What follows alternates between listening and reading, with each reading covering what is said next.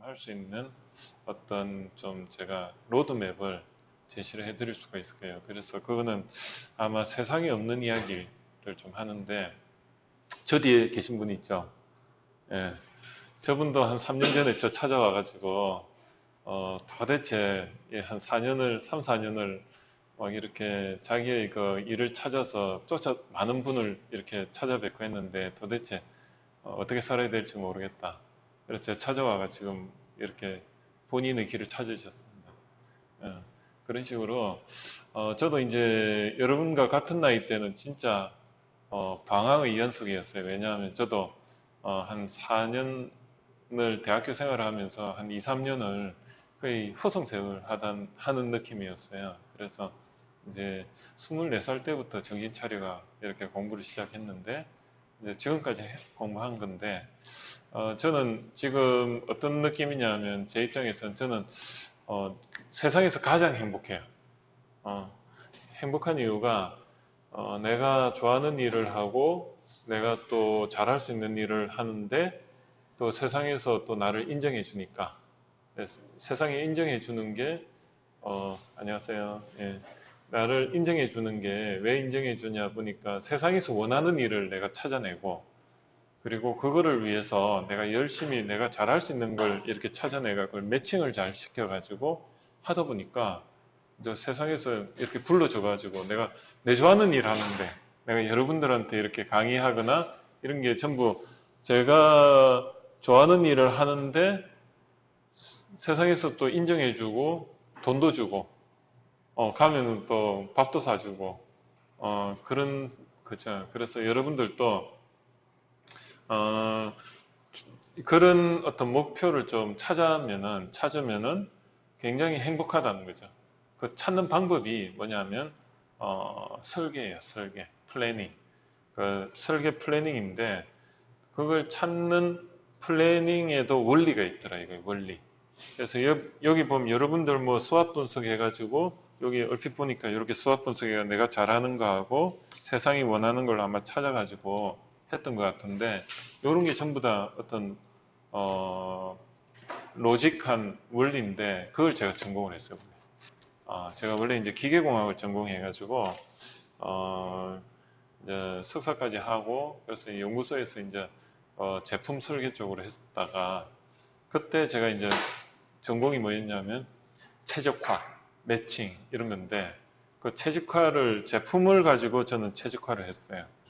그러면서 거기서 제품도 그렇잖아요. 시장에서 원하는 어떤 사양을 뽑아내고 원하는 걸 찾아내고 그리고 우리가 가지고 있는 기술 중에 뭐가 가장 잘할 수 있는지를 찾아내고 그거를 매칭을 시켜가 나온 결과물이 제품인데 그거를 이제 이렇게 잘 매칭을 잘 시켜 최적화 시키면은 결국은 그게 대박 상품이거든요. 이제 그런 일을 제가 계속 해오다가 한 20년 했어요. 그러다가 이제 2010년에 제가 경영학을 다시 공부해가 지금 박사 이제 올해 이제 봤는데 석사부터 했어요. 경영학을 하다 보니까 경영학도 결국은 설계더라고요. 근데 그 범위가 예전에는 제품이었다가 지금은 사람에 대해서 중심에 두고 사람 설계도 하고요. 그리고 어떻게 보면 사업 설계를 하다 보니까 사업도 똑같아요. 사업도 세상이 원하는 그걸 이렇게 찾아내고 그리고 내가 가지고 있는 그 사람, 기술, 자본, 마케팅 관점에서 내가 잘할 수 있는 걸 찾아내가지고 매칭을 시키면 그게 사업 아이템이거든요. 그게 비즈니스 모델이고 그래서 그런 거를 제가 하다 보니까 와 이게 다 통하더라고요. 세상에 모든 이치가 통하고 그래서 오늘 여러분들한테 강의하는 이 마케팅 시장 마케팅을 대상으로 한 조사 방법론은 어떤 관점이냐면 사람에 대해서 생각을 읽어내고 그거를 수치화 시켜가지고 세상이 원하는 걸 찾아내는 그런 하나의 그 시장으로만 수학 분석해서 opportunity 기회를 찾아내는 거거든요. 그래서 그런 거를 여러분들한테 좀 이야기를 드릴 거고 일반 통계 분석 전문가들이 이렇게 이야기하는 거하고 제가 이야기하는 거하고는 아마 차원이 다를 겁니다. 왜냐하면 통계 분석하는 사람은 통계 분석만 이야기하잖아요.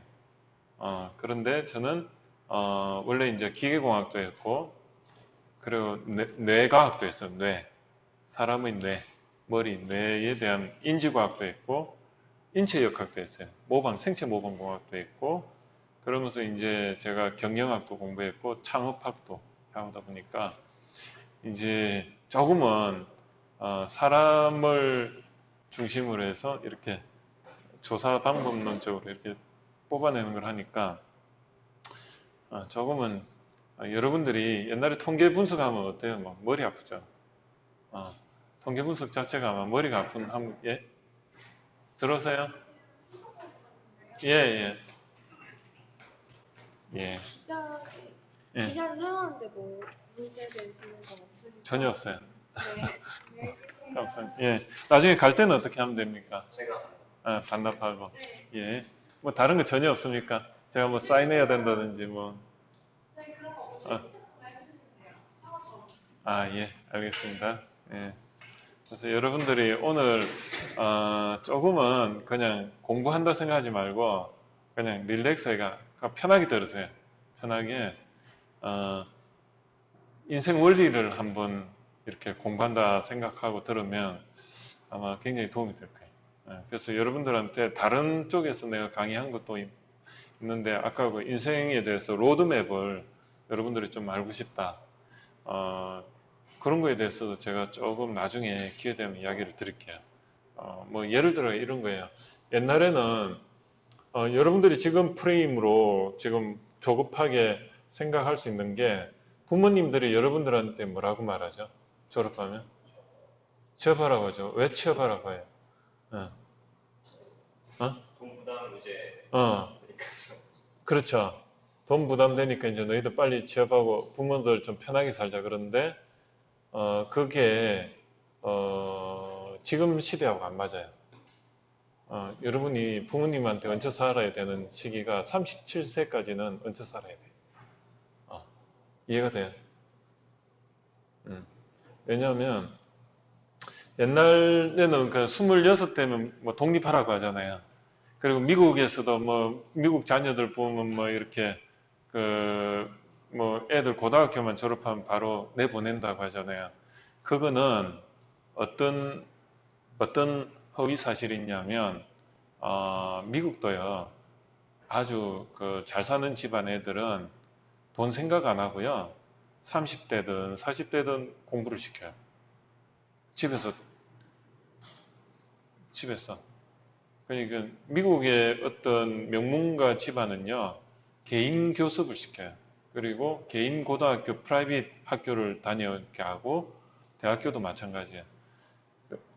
빌 게이츠가 그 20대 때 그 하버드를 그만두고 나와가지고 그렇게 공부하는 이유도 우리가 보는 관점에서의 그런 관점이 아니에요. 돈을 빨리 벌으라고 부모가 그런 게 아니고 부모가요, 시카고에서 5대 로펌의 하나의 사장 아들이에요. 5대 로펌. 그리고 엄마는 명문가 집안의 교육가 집안, 저가 아버지가 고등학교, 엄마의 그냥 할아버지가 고등학교를 소유하고 있고 막 이런 거예요. 그러니까 얘는 그 돈 생각 안 하고 지 하고 싶은 대로 사는 거야. 그래가지고 아버지가 명문 5대 로펌의 거기 사장의 아들이니까 하버드에서 안 받아줄 리가 없죠. 돈으로 기부해도 할 거 아니에요. 그러니까 얘가 이제 학교 들어갔어. 근데 보니까 지가 더 하고 싶은 게 컴퓨터 프로그래밍이야. 그러니까 아버지한테 아버지, 네, 그 이것 좀 할. 그래. 그러면 잠시 휴학해. 내가 뭐 다 해줄 수 있지 이런 컨셉이야. 그러다 보니까 중간에 나온 거지. 걔가 생활을 책임지기 위해서 뭐 그렇게 한 거 절대 아닌 거예요. 무슨 말이냐면 칼비트의 그 교육법이 있어요. 그게 뭐냐면 200년 전에 정립된 천재교육법인데 우리나라 교육이 지금 어떤 상황이냐면 일본 교육을 답습했어요. 근데 일본 교육은 미국식 교육을 답습했는데 미국 교육은 어디서 가져왔냐? 영국식 교육이에요. 공교육. 뭐냐면 영국에서 산업혁명 1800년대 초에 영국에서 산업혁명이 일어났을 때 1700년대부터 그때 사람을 하나의 기계의 부속품으로 이렇게 생각하는 구조죠. 그래서 어떻게 하면 사람들을 생각을 획일화시키고 그래서 거기에서 노동 생산성을 높일까? 사람이 만약에 개인적인 생각을 막 하면은 어때요? 말이 많잖아. 어떻게든 사람들을 좀 반감을 적게 해서 획일화된 기능적인 사람으로 만들까 했던 게 거의 공교육의 시초예요.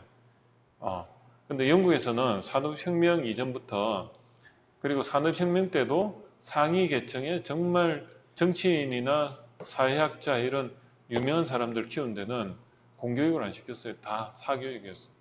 프라이빗 스쿨 가가지고 정말로 문사철, 문학, 역사, 철학을 가르쳤어요. 그래서 우리나라의 선배들 있잖아요. 조선시대 선배들이 보면 이렇게 먹고 사는 거 걱정 안 하고 그냥 책만 읽었잖아. 그런 분위기였어. 그래서 공부를 시켰는데 이 영국 공교육이 뭐냐면 결국은 산업혁명 때 사람들을 부품화시키기 위한 하나의 교육수단이었고 그게 발전해가 온 게 지금의 공교육이라고 보시면 돼요. 핵심은. 그러니까 여러분들이 지금 그런 중학교, 고등학교, 대학교 교육을 받는 게 결국은 공교육의 영향이거든요. 그러니까 사람들을 생각할 여지를 안 주고 공부를 시켰단 말이에요. 그래서 지금 와서 보니까 한번 물어볼게요. 여러분들의 삶의 미션이 뭡니까? 미션. 미션이 뭘까요? 미션. 미션에 대한 정의.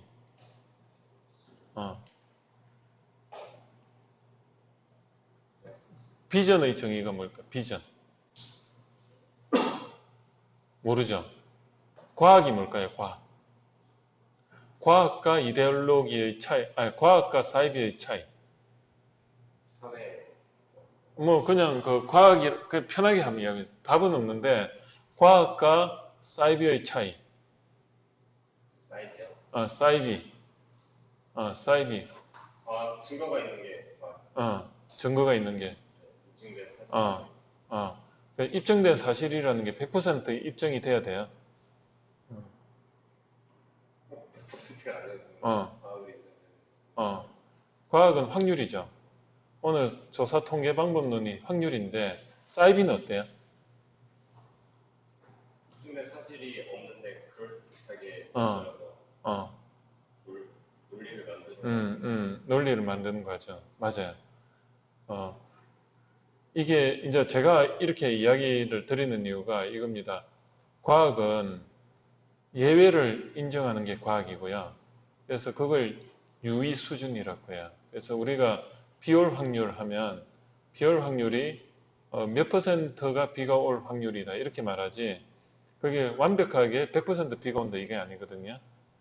그런 식으로 과학을 칼 포프라는 사람이 반정주의라는 걸 이야기를 하면서 과학은 그런 예외 몇 퍼센트가 있고 안 될 확률이 그리고 될 확률이 몇 퍼센트에서 이렇다 이렇게 이야기하는 과학이에요. 그러니까 과학은 완벽하지 않다는 가정하에서 과학을 이야기를 해요. 그래서 예를 들어 아인슈타인의 이론이라든지 아니면 뉴턴의 이론이 만약 예를 들어 F는 ma라는 게 사람들이 생각할 때 그 100%다 맞을까? 100% 맞을까요? F는 ma가? 지구에서 지구에서 맞는데 정확하게 말하면 G가 9.8m/s 제곱일까? 예? 어떻게 생각하세요? 9.8m/s 제곱? 지구 위치만 응? 위치만 그렇죠. 근데 왜 9.8로 했을까? 그냥 평균으로 편하게. 그런 게 여러분들이 의문이 시작돼야 되고, 과학이라는 거는 제가 어릴 때 과학은 F는 M에는 100%다 맞다고 선생님이 가르치고 시작했어요. 그래서 나는 100% F는 MA가 다 맞는 줄 알았어요. 그리고 E는 MC 제곱에서 아인슈타인의 그 상대성 이론에서 in mc 제곱이 그게 원폭의 그 기초 이론이잖아요. 에너지는 질량 곱하기 c가 속도인데 빛의 속도의 제곱이잖아요. 그리고 예를 들어 가지고 m이 1g이면 성냥 위에 하나를 그 꼭지가 1g이라고 했을 때 0.001kg 곱하기 3의 10의 10성 미터 퍼 세크 제곱에 제곱하면은 그게 에너지가 나오는데 그게 어느 정도 에너지냐 하면은 하루 동안 부산 시내가 쓸 수 있는 에너지예요.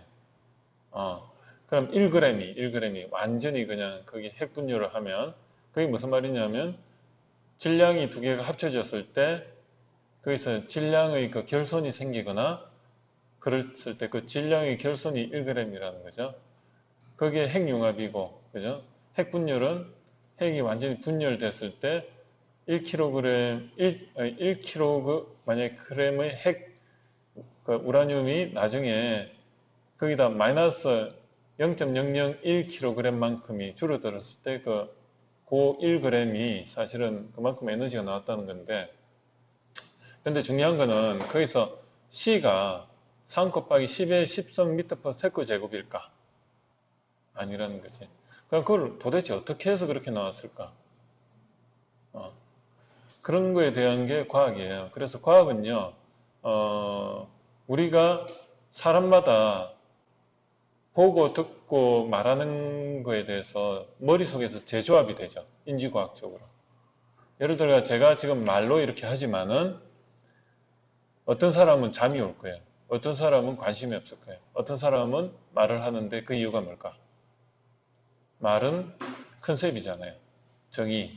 그래서 여러분들이 지금 이 20몇 살이세요? 지금 24살? 26. 다 23, 24, 25 뭐 이럴 몇 살이세요? 근데 젊어 보인다. 한 24, 25. 몇 살이세요? 근데 여러분들이 처음에 태어나가지고 초등학교, 중학교, 고등학교 올 때 엄마, 아빠부터 배우는데 지금은 이제 고차원적으로 뭐 여러 가지 뭐 이야기를 듣고 왔는데 그 단어 하나하나에 대해서 개인적으로 가지고 있는 이미지가 다 다를 거예요. 엄마 하면 내가 보는 엄마는 굉장히 좋은 엄마일 수도 있고 내가 보는 엄마는 아주 나쁜 의미의 엄마도 있을 거예요. 그러면 그런 단어들을 내가 이렇게 엄마에 대해서 막 이야기를 해요. 내 관점에서. 근데 여러분이 받아들인 엄마는 나는 좋은 의미로 엄마를 말해서 엄마는 지금 어떻게 참 좋은 사람이고 이랬는데 그 말이 가서 여러분들 머릿속에서는 재조합이 돼가지고 안 좋은 기억이 있으면 전혀 다르게 받아들이는 거예요. 그게 과학의 기초입니다. 그래서 여러분들이 그러면 눈으로 보는 게 왜 중요하냐? 코로 냄새 맡는 거나 입으로 말하고 듣거나 하는 것보다 눈으로 보는 게 왜 중요하냐?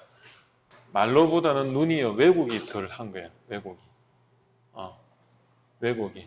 왜냐하면 말로 이렇게 하면 우리 그 가족 오락관 보면 단어 가지고 이렇게 뭐 스피커 이렇게 해놓고 막 이렇게 말하면 이렇게 전달하잖아요. 그럼 마지막 사람이 엉뚱한 이야기 하면서 웃잖아요. 그게 말이에요.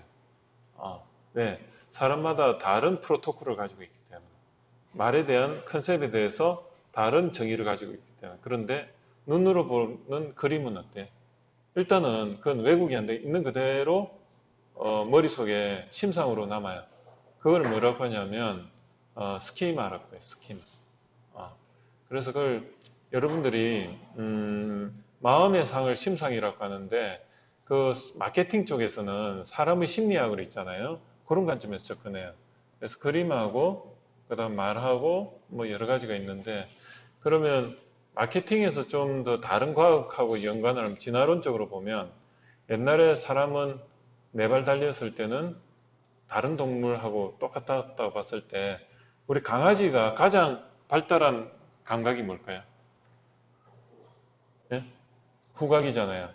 사람도 마찬가지였어요. 사람도 옛날에 그 진화론적으로 그 증거가 있는데 이렇게 4발로 다녔을 때 후각이 발달했다는 증거가 있어요. 뭐냐면 사람이 다른 감각기관은 전부 다 머릿속에서 한번 재해석되는 과정을 거치는데 후각은요, 머리 대뇌로 안 오고 바로 그 자리에서 자기가 자율 반사를 해요. 무슨 말이냐, 위험을 인지하면 냄새가 좀 이상하면 나도 모르게 기침을 하고 나도 모르게 뭔가 신체적 반응을 일으켜요. 그런데 이게 이제 우리가 척추가 기립이 된다는 말이 사람이 이제 두 발로 다니면서 땅에서 있을 때는 냄새가 중요한데 잘 안 보이니까. 그런데 거기에 서면서 눈으로 보게 되니까 코보다는 눈이 발달해요. 그래서 원래 로봇을 제가 했거든요. 휴브 로봇 아시죠? 휴브 로봇을 제가 설계를 했어요. 그래서 눈으로 보는 게 중요하고, 그러면 그 눈으로 뭔가 청량하고 그게 중요하죠. 그래서 우리 로봇도 제가 이렇게 보면 로봇의 센서의 90%가 비전이에요. 카메라로 그것도 이제 하나가 아니고 두 개로 하면 여기 위치가 삼각법에 의해서 위치가 결정이 돼요. 이렇게 센싱이 되는데 그런 걸 제가 이제 하다 보니까 이제 뭐 사람에 대해서도 제가 알고 기계공학도 알고 하니까 로봇을 하게 됐고, 그래서 제가 이제 로봇을 2000년 초부터 해가지고 지금까지 하고 있어요. 그래서 이제 혹시 4대강 물고기 로봇 알죠? 그러니까 이렇게 물고기 바닷가 이렇게 한강에 이렇게 그걸 제가 설계를 했었어요. 그래 하면서 이제 익투스라고 하는데 그 바디를 제가 설계를 했는데 이제 하다 보니까 이제 그런 생체 모범공학, 그 물고기의 그 모션을 정확하게 해석해내고 그래서 비슷하게 로봇을 만드는 건데 이제 그런 걸 하면서 저는 오히려 인간에 대해서 더 많이 생각하게 됐어요. 그래서 여러분들한테 오늘 강의하는 거는 단순히 그냥 마케팅 시장 조사 방법론이 아니고 조금은 쉽게 세상에서 가장 쉽게 이야기를 할 건데 근데 그 안에 어떤 조금 깊이가 있을 겁니다. 그래서 오늘 이야기를 한번 해볼게요.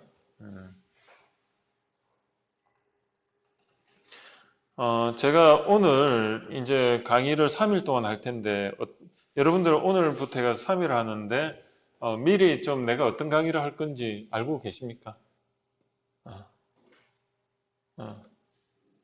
그 종이가 처음에 달아주시는데 저희들이 있을 거라는 한번 보시면 한번 볼까요? 그 제가 알고 있는 그 주제하고 같은지 한번 볼게요. 볼게요. 그렇죠. 이제 마케팅 조사 해가지고 이렇게 돼 있어요. 그죠? 여러분들 보니까 앞에 그 탐색적 조사, 시장 조사 방법에 의해 시장 조사 방법, 요건 좀 배우셨네? 배우셨어요? 배워보니까 어때요? 어떠신 것 같습니까? 해보니까. 한번 볼게요. 이거 좀 보니까.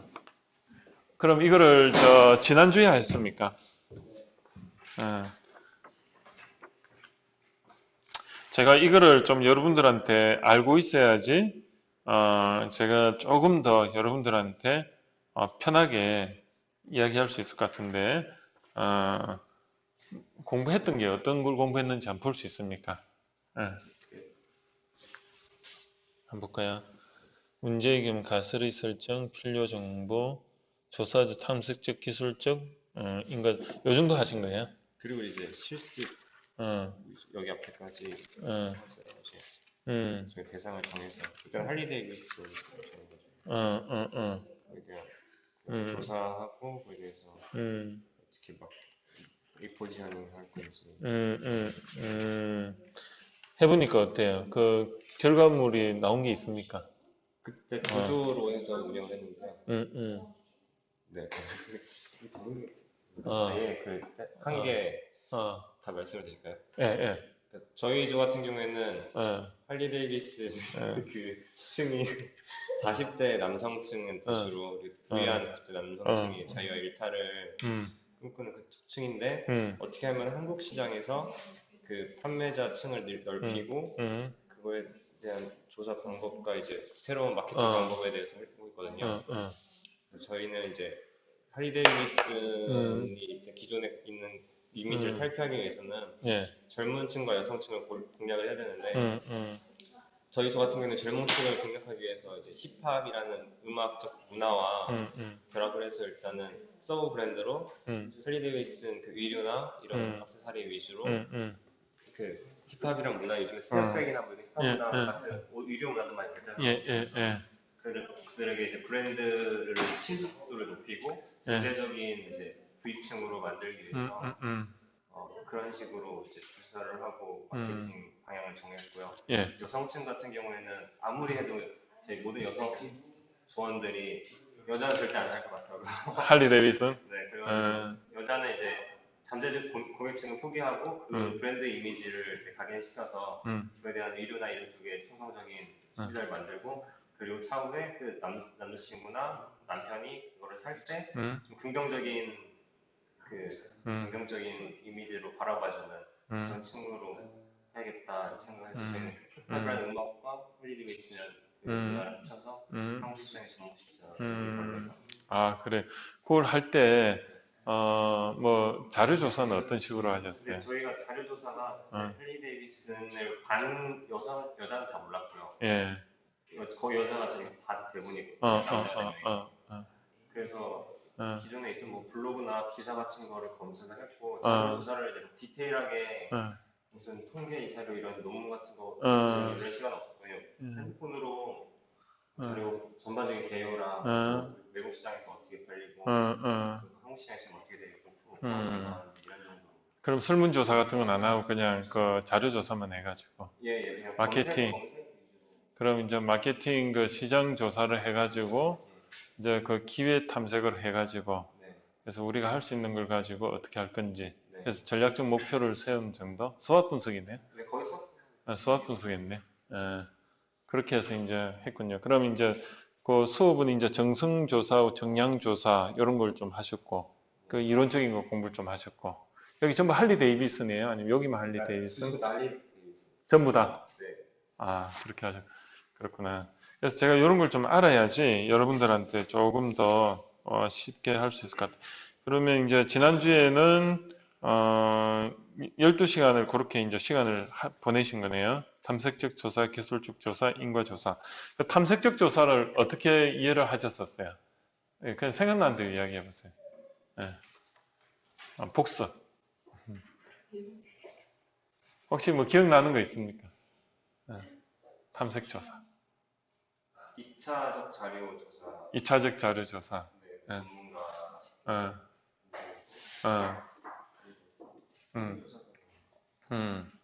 그 이제 거기에 대해서 이제 제가 한번 오늘 한 번 더 정리를 해드릴게요. 그 다음에 또 기술적 조사가 뭐라고 생각해요? 기술적 조사. 테크니컬 조사를 기술 조사를 할까요? 아니면 그냥 있는 그대로 서술하는 걸 기술 조사를 할까요? 기술이라는 게 이게 뭐냐면 그거예요. 그냥 우리 뭐에 대해서 기술을 하시오 할 때 그 기술이거든요. 그래서 그런 기술적 조사, 그 다음에 인과조사, 인과적 조사는 원인과 결과에 대한 어떤 관계를 찾아내는 조사인데 보통 그 논문들이 보면 과학적인 조사들이 보면 이제 초반에 정보가 많이 없을 때는 탐색적 조사를 통해서 정보를 축적을 하고 그 다음에 어느 정도 축적이 되면 그 정보들과의 관계를 알아내는 게 그게 뭐죠? 그게 기술적 조사예요. 근데 거기에서 인과관계까지는 못 가고 그냥 그 어떤 원인과 결과가 아니고 그냥 그 관계가 어떤가를 알아보는 게 기술적 조사고요. 그 다음에 조금 더 이제 깊이 들어가면 원인과 결과로 해가지고 시간적인 어떤 원인과 결과를 알아보는 게 그게 인과조사인데 여러분들이 이걸 알아야 되는 이유가 모든 논문이나 보고서의 기본입니다. 그래서 여러분들이 앞으로 사회 나가면 보고서를 쓸 때도 이게 탐색적 조사냐, 기술적 조사냐, 아니면 인과적 조사냐, 그걸 조금 감을 잡고 가면은 능력자예요, 능력자. 그리고 두 번째는 논문을 만약에 공부를 다 하신다면 논문을 쓸 때 석사, 박사 때 석사가 왜 석사로서 그렇게 대우를 받고 박사로 대우를 받냐면 석사는 그런 인과관계라든지 탐색적 조사 이런 걸 대충은 아는데 실제로 해봐 하면 못해. 어떤 의미인지 알죠? 그냥 공부로서 그냥 머리로서 이해는 했는데 해봐 하면 못하는 게 석사라면 박사는요. 연구 주제가 중요한 게 아니고 연구 주제도 물론 자기가 잘할 수 있는 분야를 잡아가는데 더 중요한 거는 연구 능력이 있느냐 없느냐가 박사의 기준이에요. 거기에서 연구 능력이 있다는 거는 탐색적 조사, 기술적 조사가 아니고 인과적 조사까지도 수행할 수 있는 그게 박사랍니다. 그래서 박사 논문의 의미는 그 사람이 어떤 주제를 잡아가지고 거기에 대해서 연구 프로세스를 잘 따라가지고 실제로 결과물이 나왔을 때 그 결과물이 예를 들어 이런 경우 있어요. 주제를 잘못 잡아가지고 예외사항이 보통은 뭐 연구 논문들이 아주 좋은 논문을 보면 진짜 유의 수준 5%, 허용 유의 수준이라고 하는데 나중에 설명하면 알겠지만 5% 정도가 예외가 있고 95%가 맞아 들어간 건 이론을 도출해내는 아주 세계적인 논문들도 있어요. 그런 거는 사실은 어때요? 굉장히 좋은 논문인데 막 논문 그 이제 이렇게 설문 서베이 조사해가지고 통계를 돌렸던 결과를 보니까 그 예외 수준이 60%, 틀릴 확률이 60%야. 근데 이게 유의 수준이 0.6 이렇게 나오거든요. 그게 뭐냐면 1%, 100%고 0.6이라는 게 틀릴 확률이 60%야. 그리고 40%가 겨우 맞을 확률인데 그래도 A는 B다 이렇게 해가지고 유의 수준 뭐 예를 들어 가지고 60% 이러면 이게 논문으로서 가치가 있을까? 없죠. 그런데 박사 논문으로서는 패스가 돼요. 왜냐하면 그 과정에서 새로운 어떤 분야에서 하면요. 그게 기존 논문들이었기 때문에 그 40%는 맞을 확률이 있는 데서 A는 B가 이다 이러면요. 이것도 하나의 논문으로서 가치가 있다니까. 그런데 거기서 더 중요한 건 그거를 만약에 60%가 틀렸다고 했고 40%가 맞다고 해가지고 A는 B다 했는데 그걸로서 만약에 끝나면은 이거는 논문으로서 가치가 없는데 왜 내가 이 논문이 40% 범위 내에서밖에 이게 맞을 수밖에 없는가? 그리고 60%가 틀릴 확률이 있는데 왜 그런가? 거기에 대해서 자기가 그 분야의 전문가이기 때문에 그 원인을 이렇게 결과 보고서에 적으면은 그게 논문으로서 가치가 있는 거예요. 그럼 내가 다음에 논문을 준비할 때는 더 여기서 뭐 이런 걸 아쉬운 점을 조사 보고 과정에서 아쉬운 점을 내가 더 정리를 해가지고 하겠다. 그러면요, 그게 또 다음 자기 논문이 되는 거예요. 그래서 여러분들이 그 조사 설계 방법론에 대해서 오늘 제가 설명을 드릴 텐데 그 조사 설계 방법론에 대해서 여러분들 그 프로세서를 머릿속에 딱 가지고 있으면 능력자가 되는 겁니다. 그러면 연봉이 평균 그 통계 조사 분석 쪽에 공부하시고 그 통계학 하신 분들이 연봉이 높아요. 왜 높을까? 좋은 직장에 가니까. 어디 갈까요, 주로? 조사 분석 쪽이 아무나 하는 데는 아니잖아요. 거기다가 내가 예를 들어 1어까지 할 수 있다. 1어 일문학과 아니면 영어 영문학과 영어를 잘하는 사람은 영어 쪽에 조사 통계 분석을 전문으로 할 수가 있을 거고 1어를 하는 사람은 1어 쪽에 조사 통계 분석을 할 수가 있을 거고 그런 거거든요. 생명공학 쪽을 하면 생명공학 쪽으로 해가 조사 통계 분석 전문가가 되면 그런 사람 드물어요. 생명공학을 한 사람 많은데 조사 통계 분석 방법론적인 거를 할 수 있는 능력자가 별로 없다는 거예요. 그래서 희소성이 있는 거예요. 그래서 통계 조사 분석이 좋은 거는 내가 그걸 가지고 있고 내가 전공하는 게 있다. 그럼 그걸 접목을 했을 때 굉장히 파워풀하다. 5분만 쉬고 할까요? 오늘 이야기를 하는데 저는 이제 오늘 좀 이렇게 강의 들어가기 전에 먼저 이야기를 했던 이유가 사람들이 더울 줄 알았는데 오늘 좀 적게 오네. 그래서 딱 5분 쉬고요. 다시 시작할게요. 예.